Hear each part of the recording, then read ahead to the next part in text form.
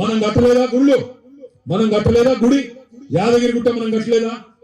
అయినంత మాత్రాన దేవుడిని అడ్డం పెట్టుకొని రాజకీయం చేసినామా?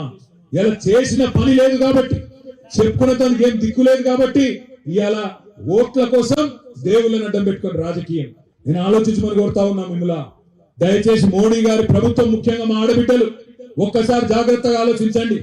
ఆగం కాకండి. దేవుని పటం ఇంటికి పంపంగానే, అక్షింతలు ఇంటికి పంపంగానే ఆగం కాకుండ్రి.